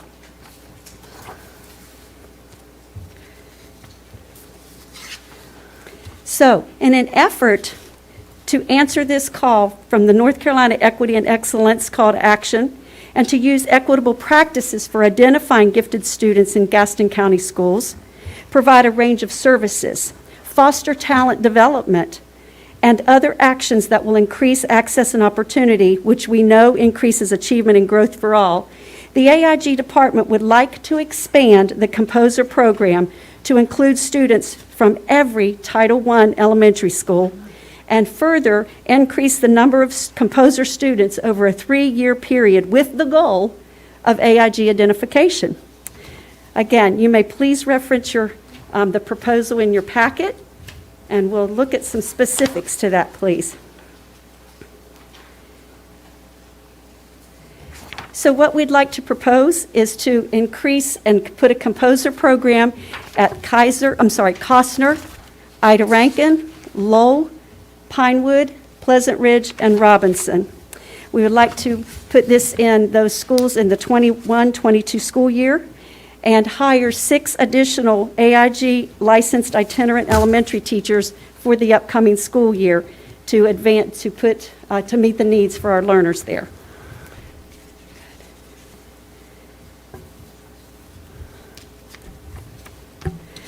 So with this goal of expanding the Composer program to 6 schools and by hiring 6 additional licensed itinerant teachers for the 21-22 school year, it is expected to increase the number of Composer students who later become AIG identified by the end of their elementary career from 22 to 25% over the 3-year period. Thank you. Okay. Thank you, Ms. Price. Any questions or comments? Just information for now. Mr. Collier? Well, I'm always glad to hear when we're expanding our base in some children, because there's always children that fall just outside the cut line of AIG sometimes that may not have done well on tests in the past, but when you ask those children to step up and hold them accountable, they perform. And I'm glad that we're trying to reach some more of those children. Mr. Ramsey? Yes. If I may. Mr. Davis? I think this is a great plan, and I'm looking forward to having this on as an action item, hopefully at our next meeting. We've got an awesome AIG program in this county, and the teachers that are involved in that are absolutely fantastic, and what they do for kids who are in that program is great. So the ability to expand this is wonderful, and to particularly expand this into these schools where sometimes these kids are harder to identify is really, really important, because what we can do to enrich those children is huge in terms of lifting them up. And so I think this is a great plan. I look forward to voting for this. And so I want to make sure all the members of the board understand, this would allow us to have an AIG teacher at every one of our elementary schools, which would be a great step forward in what we're delivering. I have one question. Yeah, Mr. Devlin. Are we going to lower any kind of requirements to get into those 6 schools? Currently, no, sir, because we already have a really good identification criteria for our composer students. As we expand that and we cast that net longer or wider our following year, we may look at the criteria for that. But we currently have a really effective criteria cut right now. So, yeah, we looked at that data over the past years to see who and how and where are we missing, who would we capture if we expanded it to that, which is, yes, sir, came up with those numbers. So you said now it's going to be at every elementary? There will be an AIG teacher Yes. for every elementary. Yes. And you said that sometimes they're hard to identify, so and on that same note, now that they're going to be everywhere, sometimes they've been overlooked, not purposely, but just overlooked at some of the schools. So this is excellent that we're making this.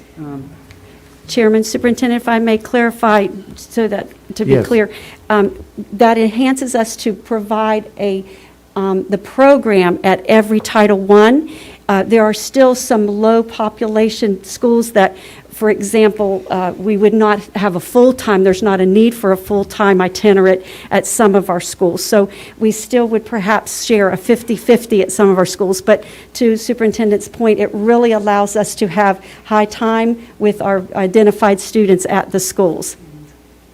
Mr. Collier? Thank you, Mr. Booker, and you kind of touched on my question. Is this still a pull-out program, or is it going to be an all-day? No, it's still part of integrated in. What we were trying to do is eliminate pulling kids out, because what we found was even in our AIG program, great, bright students, but if they're out and miss the core content that their teacher is delivering to them, then they miss that and put the stress of that. So this is where you do pull-outs within the classroom working with the students. Accurate? Yes, sir. At current, it is a pull-out program, but what this will allow us to do as we move forward with that person full-time at our high pop schools, and where we will have high numbers of composer students as well as AID identified students, that itinerant can be more, their time can be there. Therefore, it will become a push-in program where they are moving into the classroom. And again, that's our effective point. It also gives us leverage for our itinerant, who is the specialist, to be able to work with our core classroom teachers to say, while they are in their core, what do they do that's unique to them? So that's the goal of making sure that we have that good specialization at our schools. Of course, you know, Pleasant Ridge is an all-day, every day. Right. Ms. Cherry? Have we been able to test this year? Yes, ma'am. I want to, absolutely, yes, when asked. Yes, ma'am. I really want to give a shout out again to our district, if I may. We are one of the few districts in the state who does as much comprehensive screening as there is in the state. That's another, we didn't make the cut for that, but they definitely gave us kudos for it.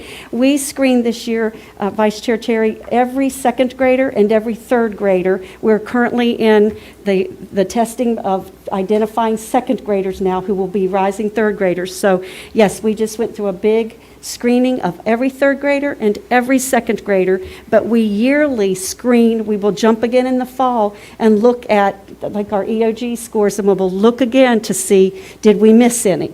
Did we, who do we need to capture? Those students who maybe missed this, but they did very well on their EOG, we will then capture them again. So very proud of that. Gaston County. Yes, sir. We use the COGAT to do an initial that's administered by our accountability department, and from there then we give them those who make an 80% on that COGAT. We pull those students and then give them further Iowa achievement, math and reading, to identify as AIG. Yeah, Ms. Guthrie. I just want to say, before I came, I was reading an article from the Harvard Research, and it was talking about mindset and growth mindset. And to have such a program in our schools, it's going to change that fixed mindset to a growth mindset in our children, because it's going to certainly afford them the opportunity to say, okay, they believe in me, so I can do it, you know? Yes, ma'am. So I just think this is just a wonderful way to change the way we address deficiencies and the way we address barriers in our district as we move forward. Yes, ma'am. And before we close, I actually have a good example. My oldest son, Tyler, always fell short to get AIG, and today he's a medical student making rounds and delivered his first baby last week. So there is hope. He can never test well. But thank you, Ms. Price, and thank you for the new program. We're all excited about it. Yes, thank you. And Dr. Black Knight. Next up on the item is nursing service contract amendment, and this is an action item. And Ms. Minnick.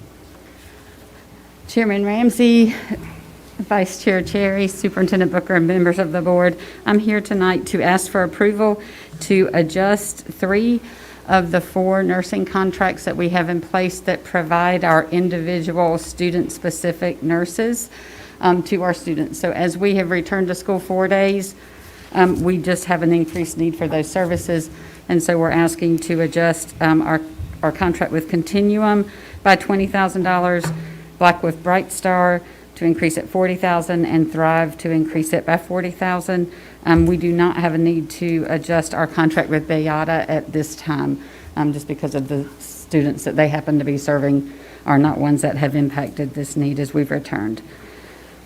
Do you have any questions? Any comments, questions for Ms. Minnick? This is an action item. And I just wanted to thank Carrie. She brought this forward, wanting to talk about this because you had just approved the additional nurses for our traditional school operations. And so it was conflicting, and our purchasing manager asked some questions. So let's just clarify it for the board as we're doing this action. So thank you. Mr. Moore? I make a motion, for the nursing services contracts amendment. All right, second, Mr. Hall. Any other discussion, comments, questions? If not, all in favor? And it's unanimous. Thank you. Thank you. All right, next one up is a resolution to request allocations of 2018 bond funds. This is an action item, and Gary Hoskin will present.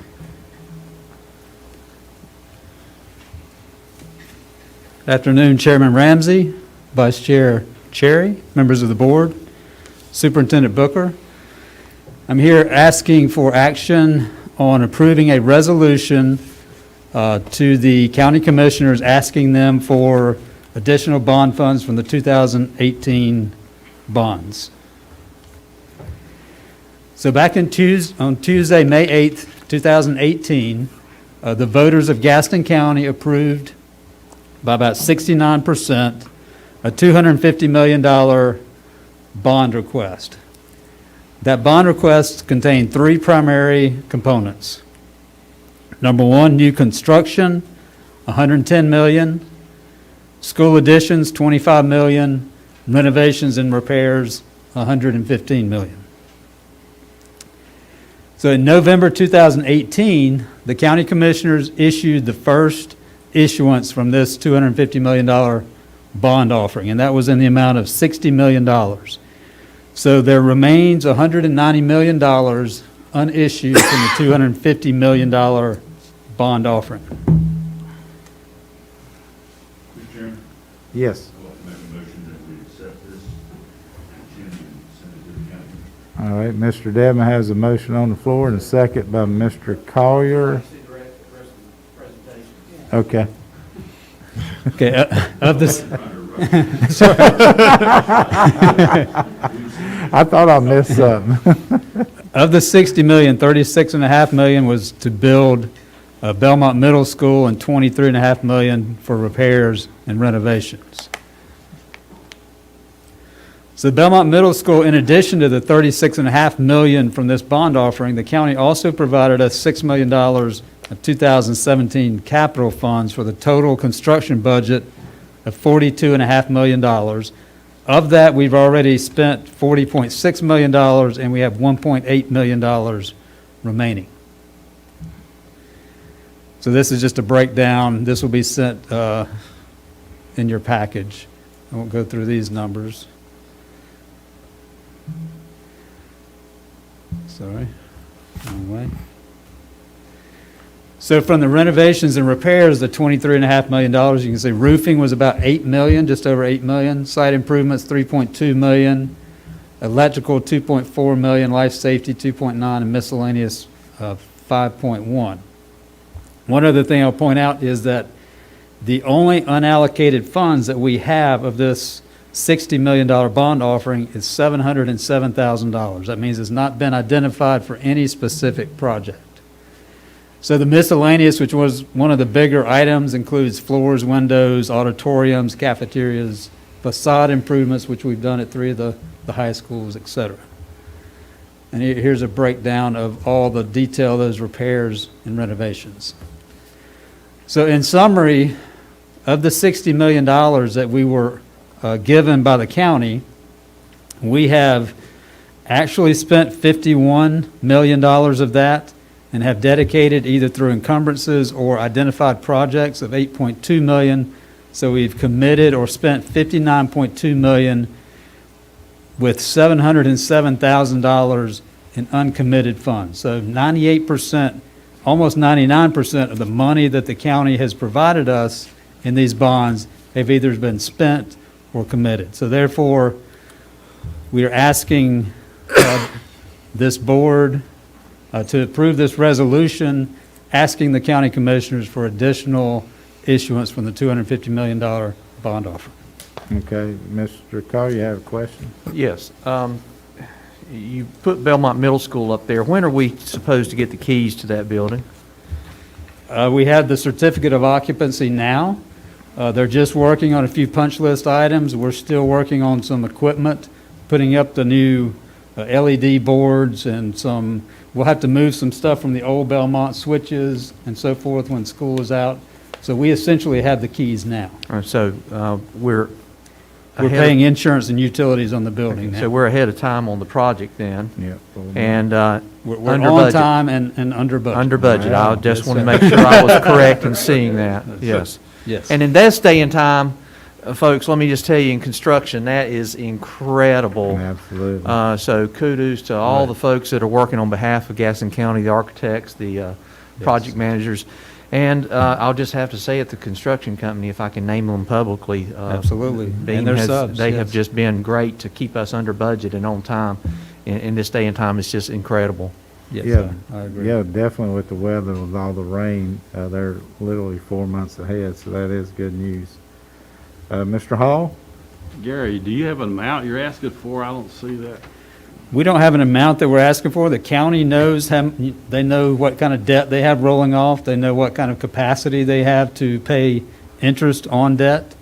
So we are asking that they consider issuing a second issuance. We will have on our agenda for the Operations Committee talking in a little more detail about this offering, but we're not putting an amount out there right now.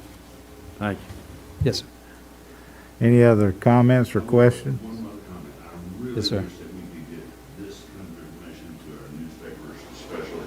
I said something to Todd once, and I haven't seen anything in the Eagle or the Banner or the Manhattan paper where people know where this money's being spent. It's really important that we have our principals talk about this, our PTOs talk about this. I mean, we keep talking about it. Sure. Absolutely. And Mr. Chairman, if I Mr. may, and to Mr. Dedman's point, we have a transparency page on our website. We need to make sure that's at that place too, because I know that a lot of people make sure they go to our transparency page on our website to get that kind of information. Okay. Yes. We have a motion on the floor, Mr. Dedman, and a second by Mr. Collier. All in favor? That's unanimous. Thank you, Gary, and you're the next one up again, so we'll just. Thank you, Mr. Chair. Each of you should have a copy of the Gaston County Schools budget request for 2021-2022. This will be an action item that we will be asking for your approval of this budget. So just as a reminder, This is the same budget request that we discussed last March, so I'll try to move fairly quickly through this. Once the board approves this, then we will, you will essentially authorize us to deliver this to the county by May 15th, which is the statutory date that we have to give it to the county. At that point, we'll wait on the county to approve their budget. We will be coming back to the board prior to June 30th to approve a balanced interim budget. And at that point, we're really going to be waiting on the state and the state budget. And once that is approved, then we will have a final budget resolution. So the state budget, the governor made his budget proposal on March 25th. We are still waiting on the Senate budget proposal. I think the Senate is working with the House, and they will come up and have a reconciled budget from the General Assembly. And then hopefully the governor's budget and the General Assembly's budget, they'll go to reconciliation, and they will have a state budget. So part of the governor's budget, may have some common ground with the General Assembly, so I just want to go through what the governor is requesting. First of all, it's a first year of a biennial budget, meaning it's a 2-year budget. He is asking for $2.5 billion of bond funding for public schools. So if you figure we're 2% of the state, that puts us in the $40 to $50 million range, if that's sort of what comes to fruition. Yeah.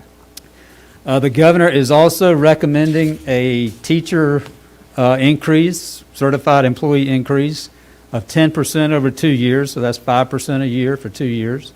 Restoring master's pay for teachers, that went away about 5 or 6 years ago. Eliminating the salary plateaus for veteran teachers. So when a veteran teacher, when they hit 15 years, their salary, according to the state schedule, will not increase until after year 24. So that's what they're calling a salary plateau. Fortunately, the governor has made a proposal to eliminate that. Increasing the maximum teacher pay to $55,000. Right now it's about $52,000 if you have your bachelor's. Then a one-time bonus of $2,000 for all employees.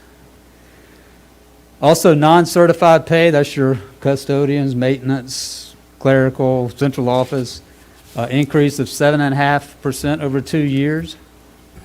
Raising the minimum pay to $15 an hour.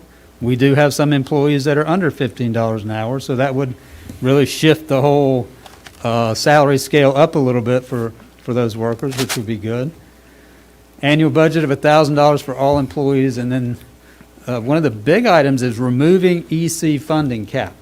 Right now, they give us, some amount per EC child up to 12.75% of our total ADM. Well, we're currently at about 13.6%.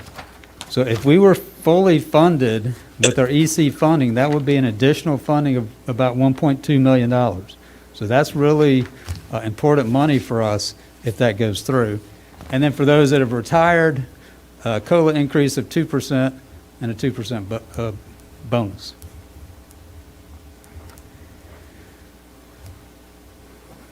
So our operating request is affected by internal and external factors.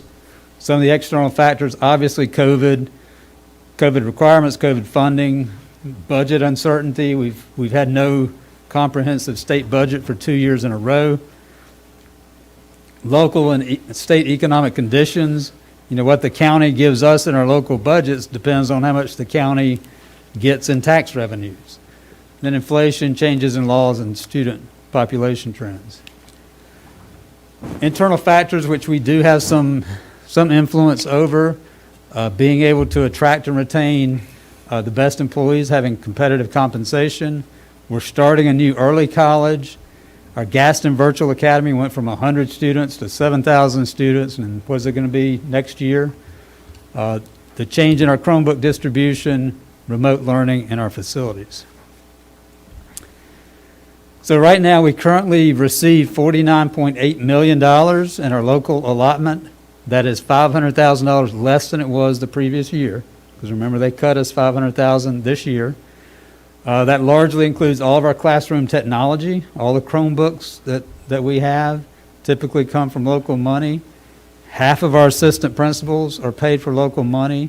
our magnet programs, maintenance, security, utilities, insurance, etc., are all paid using local funds. So our operating request, which is the same as what we presented in March, is $740,000. That includes an increase in state mandated employer-paid benefits. That's the employer portion of the retirement contribution. Right now, that's right over 21%. That's been going up quite a bit year over year, so we're projecting that it will continue to go up. Also, moderate inflation of about 2%. And look at where we have replace end-of-life mobile devices.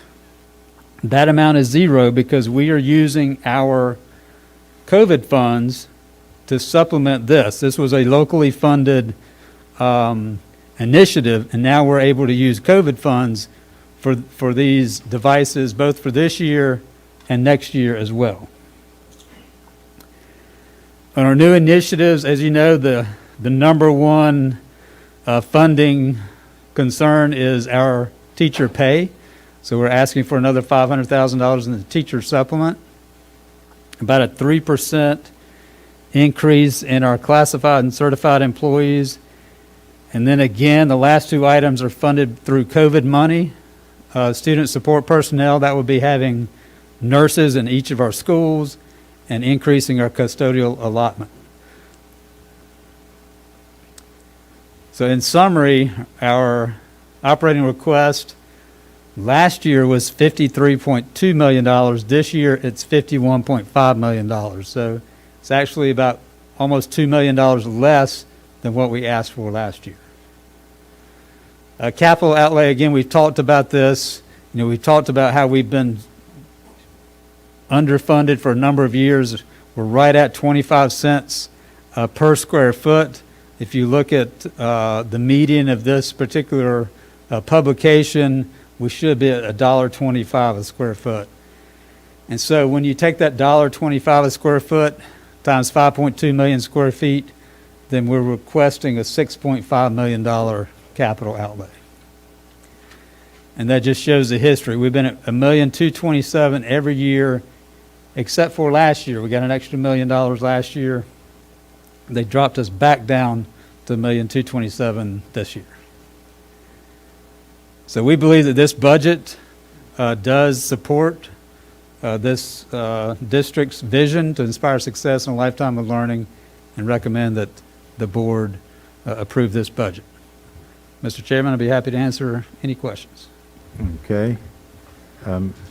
Mr. Davis? Mr. Chairman, I'd like to make a motion that we approve the school's budget request as presented today by Mr. Hoskins. Okay. Second, Ms. Cherry. And anybody have any comments and questions? I'll call. Yeah, Mr. Collier. This is going to, I don't know, more of a, I don't know if it's a, except how to ask it. And is there a chance we're going to get a budget from the state this year? You know, I am optimistic. I mean, they have come through and reconciled on some COVID initiatives. You know, certainly 3 years in a row, you would think that they would try to find some common ground. The places where they really had issues was Medicaid funding. I don't know if they've sort of resolved that internally. I haven't heard that as an issue for quite some time now. But I'm an optimist, and I would like to think that they would. I know they're working on it. The Senate and maybe the House is working together on something, and hopefully we'll get some resolution to that, because it's very difficult to operate without a budget. And to operate without a budget in a pandemic makes it even more difficult. Okay. All in favor? It's unanimous. Thank you, Gary. Thank you. Next on the item on the agenda is consent agenda. There are a lot of items on the consent agenda tonight. Please take a look at those items, and I need a motion for that.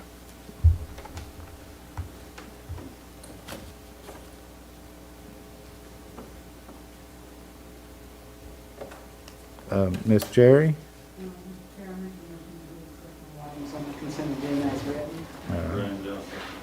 Second, Mr. Hall.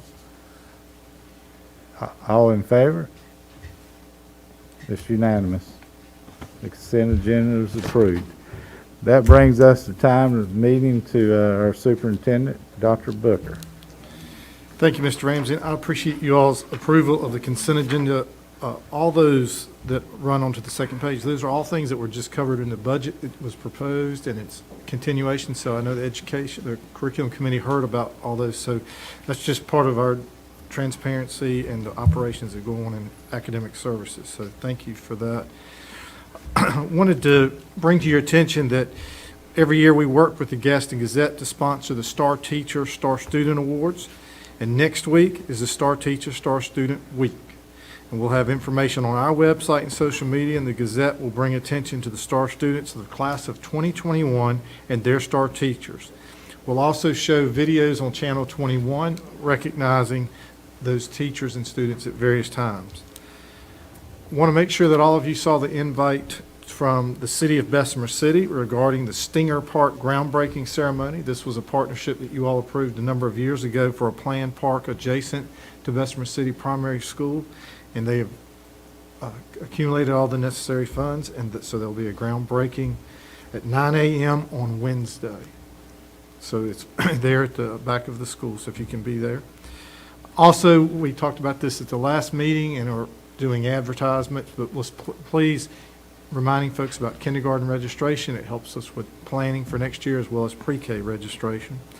And finally, Caramont continues to be an outstanding partner for the school system. As you know, the vaccine is now open to everyone in our community, including those 16 years and up. And so Caramont has slots available, and they are making Wednesday, April 21st and Thursday, April 22nd, targeted dates to try and serve student populations, recognizing that we are out of school on Wednesday, so they have made that time. But they stress that they have other appointments and are welcoming all of the children 16 years and up. And so we just wanted to make that available to everyone, and again, to thank Caramont for their ongoing partnership. And that concludes my reports, Mr. Chair.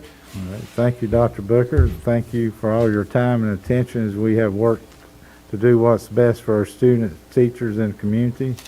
We look forward to our next regular meeting, which was currently scheduled for May the 17th, 2021. And we do have a couple happy birthdays to Brent Moore, April the 4th, and Justin Davis, April 18th. Both of them turned 35 this month.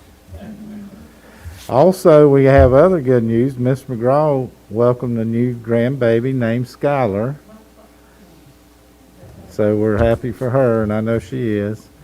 Before we move to closed session, we're going to take a 5-minute break right quick. So we'll adjourn.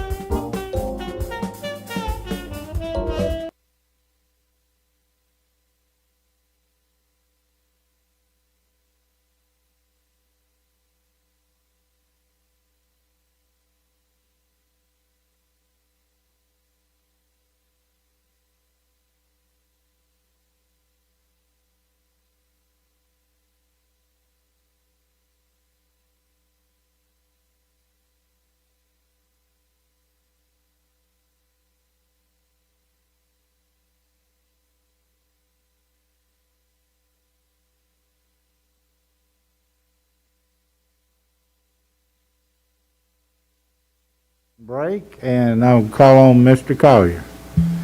Mr. Chair, I'd like to make a motion to go into closed session under North Carolina General Statute 143-318.11, A6 for personnel, and under the same statute, paragraph A3 for consultation with attorney, in order to consult with the board's attorney and protect the attorney-client privilege and to receive advice with respect to the lawsuit captioned 19-CVS-3893 McKinney et al. Versus Goins and the Gaston County Board of Education and any other legal matters. All right, to have a second? Mr. Davis, all in favor? We're in closed session.